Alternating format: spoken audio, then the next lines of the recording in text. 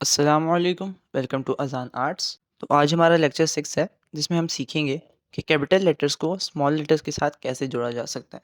آپ کوئی بھی ورڈ لکھتے ہیں تو سب سے پہلے اس کو کیپٹل ورڈ لکھتے ہیں، دین پھر آگے اسمال لیٹرز لکھتے ہیں۔ تو اس کیپٹل اور ان اسمال ورڈز کو آپس میں ملانا کیسے؟ اس سے پہلے والے لیکچرز میں ہم اسمال لیٹرز کو جوائن کرنا سیکھ چکے ہیں، اور اس سے لاسٹ لیکچر میں نے کیپٹل الفابیٹ سارے اسٹائل کر کے اور لکھ کے دکھائے تھے۔ تو اگر آپ نے ابھی تک وہ ویڈیوز نہیں دیکھی تو کائنڈلی جا کر دیکھ لیجیے گا۔ اور اس سے نیکسٹ ویڈیو ہماری پیپر پریزنٹیشن پر ہوگی کہ اگر آپ کوئی اسائنمنٹ کر رہے ہیں یا آپ کوئی پیپر کر رہے ہیں تو اس میں آپ کو کس طرح ہیڈنگز ڈالنی ہے اور کس طرح سے ہیڈنگ کو اپنی رائٹنگ کے ساتھ ایڈجسٹ کرنا ہے۔ تو چلیں آج کا لیسن سٹارٹ کرتے ہیں، اور میں بلو مارکر کا یوز کر رہا ہوں، اور سب سے پہلا ورڈ جو میں لکھنے والا ہوں وہ ہے پی۔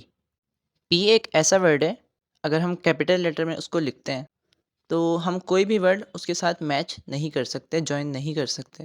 تو چاہے آپ کچھ بھی لکھیں، میں یہاں پاکستان لکھنے جا رہا ہوں، تو آپ پی کے ساتھ کچھ بھی لکھیں، چاہے پی کے بعد اے آئے، پی کے بعد آئی آئے، پی کے بعد ای آئے، کچھ بھی آئے، پی کو آپ کو سیپریٹ ہی رکھنا ہے، اور وہ سیپریٹ ہی اچھا لگتا ہے۔ زبردستی جوائن کرنے کی کوشش نہیں کرنی، اس کو بالکل سیپریٹ ہی رکھنا ہے باقی ورڈ سے۔ باقی ورڈز آپ جوائن کر دیں، بٹ جو کیپٹل پی ہو اس کو آپ ویسا ہی رکھیں۔ ہاں، اگر بیچ میں کہیں اسمال پی آتا ہے تو آپ اس کو ساتھ جوائن میں لکھیں، بٹ کیپٹل پی سیپریٹ ہی رہے گا۔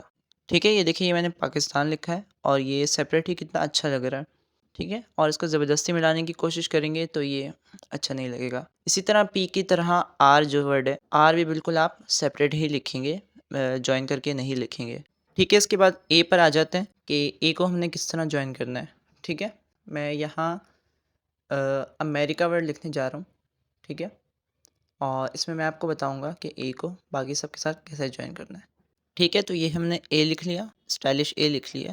ٹھیک ہے، اور یہی اے کی لائن کو آپ تھوڑا سا آگے ایکسٹینڈ کریں گے، اور یہیں سے اگلے ورڈ کو جوائن کر دیں گے، چاہے وہ ایم ہو، چاہے وہ آر ہو، چاہے کوئی بھی ورڈ ہو، آپ اسی کے آگے سے اس کو ایکسٹینڈ کر کے اور دین پھر سب کو جوائن کر دیں گے۔ ٹھیک ہے، تو یہ ہم نے امریکہ لکھ دیا۔ ٹھیک ہے، اور اس کے علاوہ یہ میں نے افغانستان بھی آپ کو لکھ کے دکھا دیے کہ اے کے ساتھ اگر کوئی اور ورڈ ہے لائک ایف ہے تو ہم اس کو کس طرح لکھیں گے۔ اب ہم نیکسٹ ورڈ بنانے جا رہے ہیں ایم سے جو سٹارٹ ہو، تو ایم میں بھی آپ اسٹائلش ایم لکھیں گے، جو میں نے لاسٹ لیکچر میں بتایا تھا اس طرح لکھنا، اور ایم کے ساتھ بھی آپ کوشش یہی کریں گے کہ کوئی ورڈ نہ جوائن ہو۔ ٹھیک ہے، یہ دیکھیں بالکل الگ کر کے اس میں ماسک لکھ رہا ہوں۔ آپ چاہے تو ایم کے ساتھ جو میں نے چھوٹی سی لائن نکالی ہے اس کے ساتھ اٹیچ کر بھی سکتے ہیں، جوائن کر بھی سکتے ہیں، بٹ نہ ہی کریں تو اچھا ہے۔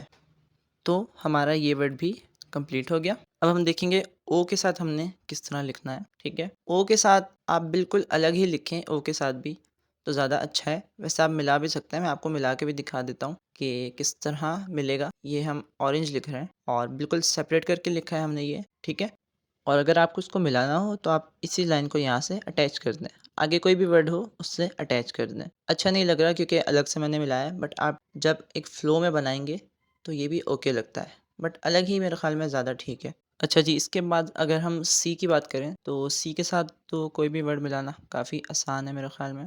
لائک اگر میں یہاں لکھتا ہوں، کینیڈا لکھتا ہوں میں اگر، تو سی کے بعد اے آ رہا ہے تو کافی ایزیلی اس کو ہم نے جوائن کر لیا ہے۔ ٹھیک ہے، اسی طرح کوئی بھی ورڈ ہو آگے، سی کے لیے اتنا مشکل نہیں ہوتا، سی سے ہم کوئی بھی ورڈ ملا سکتے ہیں۔ اب ہم بی کے اوپر آتے ہیں۔ بی کے اوپر ڈیپینڈ کرتا ہے کہ ہم دو طریقے سے کوئی بھی ورڈ ملا سکتے ہیں۔ آپ چاہیں تو اسی طرح بغیر ملائے لکھ لیں، بٹ اس کو آپ دو طریقے سے ملا سکتے ہیں۔ اگر بی کے بعد ایچ یا ٹی یا اس ٹائپ کا کوئی ورڈ آتا ہے تو اس کو ملانے کا الگ طریقہ ہے، باقی ورڈز ملانے کے لیے الگ طریقہ ہے۔ ٹھیک ہے، ایک تو یہ ہو گیا بی ایچ میں نے لکھا ہے۔ ٹھیک ہے، یہاں ٹی ہو، ایچ ہو یا اس ٹائپ کے ورڈز ہوں تو آپ اس طرح لکھیں، اور اس کی جگہ اگر بی کے ساتھ آر آ رہا ہے یا اے آ رہا ہے یا اس ٹائپ کے ورڈز آ رہے ہیں تو آپ بی کا اس طرح کا اسٹائل بنائیں گے۔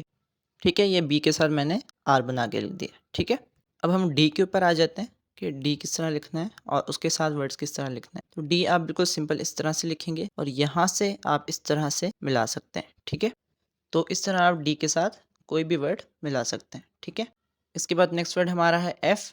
ٹھیک ہے، تو ایف بھی بالکل پی کی طرح ہی بالکل سپریٹ رہے گا، چاہے آپ آگے کچھ بھی لکھیں۔ لائک اگر میں ایف او آر لکھ رہا ہوں تو ایف بالکل سپریٹ ہی رہے گا، اس کے ساتھ کوئی بھی ورڈ ایڈ نہیں کرنا۔ ٹھیک ہے، اس کے بعد ٹی کی اگر ہم بات کریں تو ٹی میں نے آپ کو دو طریقے سے سکھایا تھا، ایک یہ والا ٹی تھا اور سیکنڈ ٹی تھا یہ والا۔ تو ایک ٹی تو ایسا ہے کہ اس کے ساتھ آپ کوئی بھی ورڈ جوائن نہیں کر سکتے. جیسے یہ والا ٹی ہے تو آپ اس کے ساتھ کوئی بھی ورڈ لکھیں گے تو بالکل سیپریٹ ہی لکھیں گے. لیکن جو سیکنڈ والا ٹی ہے اس کے ساتھ آپ اس طرح کوئی بھی ورڈ جوائن کر سکتے ہیں. اسپیشلی ایچ یا اس ٹائپ کے ورڈز اگر آتے ہیں تو وہ آپ جوائن کر سکتے ہیں. ٹھیک ہے، تو یہاں تک لیکچر دیکھیں آپ کو سمجھ آ رہا ہوگا کہ کون سے ورڈز کو کس طرح سے لکھا جا سکتا ہے. ٹھیک ہے، اسی طرح ڈبلیو ہے، ڈبلیو بھی ہم بالکل سیپریٹ ہی لکھیں گے. لائک ڈبلیو لکھا اور جو ہے ساتھ ہی اس کے ہم نے ایچ لکھ دیا اس طرح سے. ٹھیک ہے، ہاں ڈبلیو نہیں بٹ یو کے ساتھ آپ ایڈ کر سکتے ہیں، یو کے ساتھ آپ جو ہے جوائن کر سکتے ہیں. لائک اگر میں یہ یو لکھ رہا ہوں تو یو کے ساتھ آپ کوئی بھی ورڈ اس طرح سے ایڈ کر سکتے ہیں. ٹھیک ہے، زیڈ کے ساتھ بھی جوائن کرنا کافی آسان ہوتا ہے.